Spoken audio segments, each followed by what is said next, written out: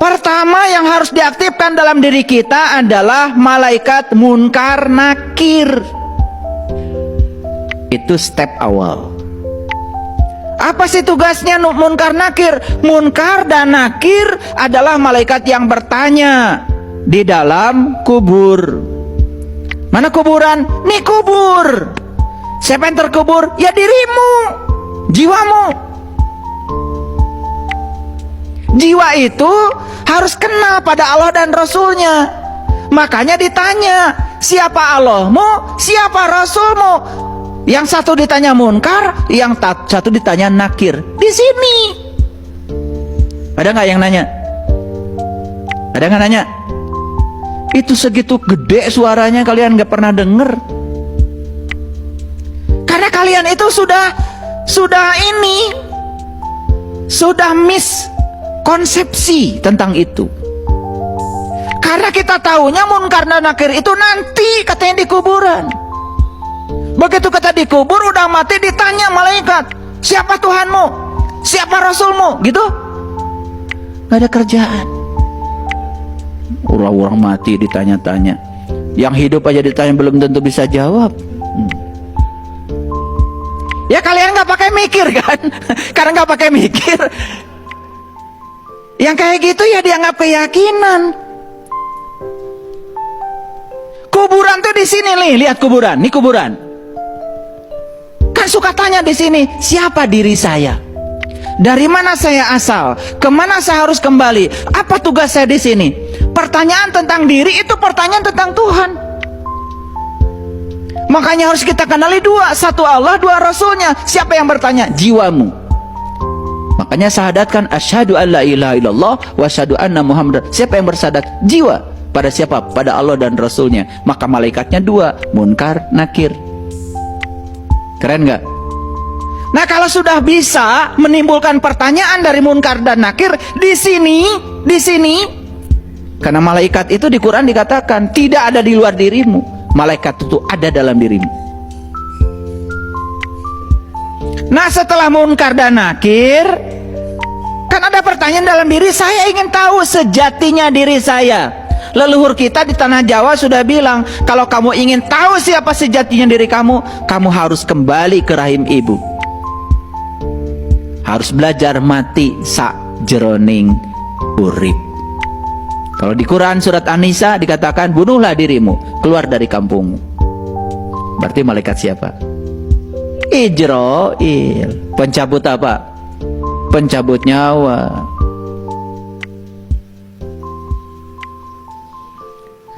Jadi tahap kedua kita harus belajar dari malaikat Ijrail, pencabut nyawa.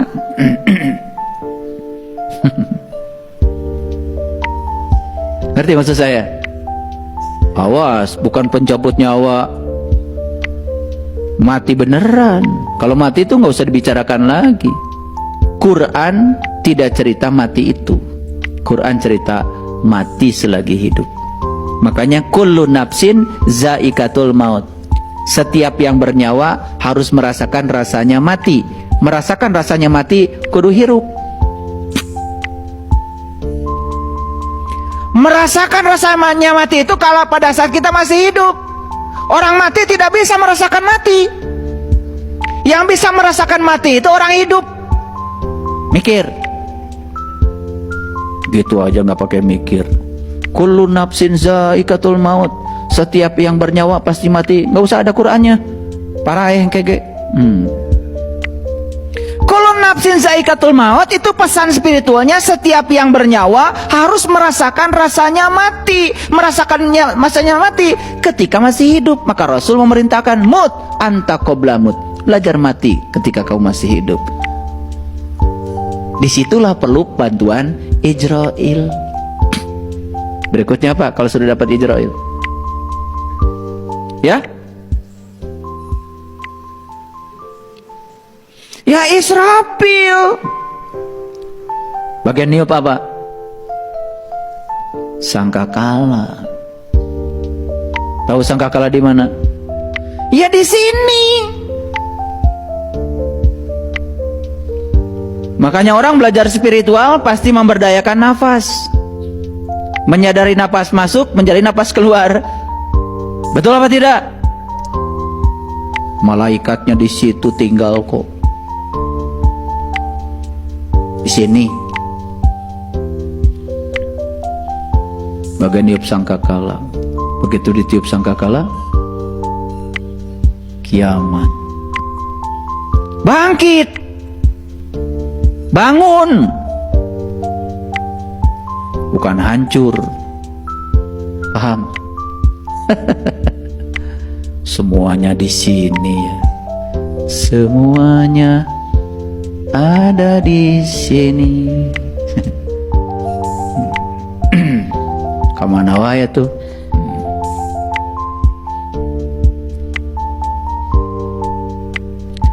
Begitu sudah bangkit, berikutnya apa? Malaikat apa? Malaikat apa? Ya pasti Jibril dong. Menyampaikan apa? Menyampaikan pengertian, menyampaikan intuisi. Makanya yang sudah tajam tahu-tahu ngerti. Pinter tanpa belajar, cerdas tanpa berlatih. Tahu-tahu ngerti. Tahu-tahu ngerti. Gitu. Paham? Nah, kalau sudah ketiban Jibril, ya berikutnya pasti ketiban Mikail. Turun hujan dari langit, pembawa rezeki. Nah, rezeki yang paling agung adalah hidangan dari langit. Itu yang diminta Nabi Isa. Allahumma rabbana anzil alaina ma'idatan minas samai takuluna id. Ya Allah, turunkan hidangan dari langitmu. Yang turunnya hidangan itu merupakan hidangan bagi hari raya bagi kami. Keren banget itu di Quran. Di Quran itu cerita barokah yang turun dari alam tinggi yang disebut dengan hidangan dari langit. Langit mencerminkan alam-alam tinggi, alam malakut, alam jabarut. Itulah dikenalkan oleh Jibril. Jibril dekat dengan Mikail, turun hujan. Hujannya bukan hujan air, tapi hujan adalah hujan ma'ul hayat, hujan nur ala nur dari langit rohani kita. Sudah jiwa kita menjadi merdeka. Makanya terakhir tinggal berkenalan dengan Raqib. Semuanya baik ternyata, tidak ada yang buruk. Karena baik dan buruk itu adalah penilaian kita. Siapa yang sudah menemukan kebaikan di dalam, semua yang di luar baik-baik saja. Maka puncaknya jadi ridwan, ridho. Jadilah surga. Ditipu orang, ridho. Orang yang dicintai meninggal, ridho. Sakit, ridho. Sehat, ridho. Dimarahin orang, ridho.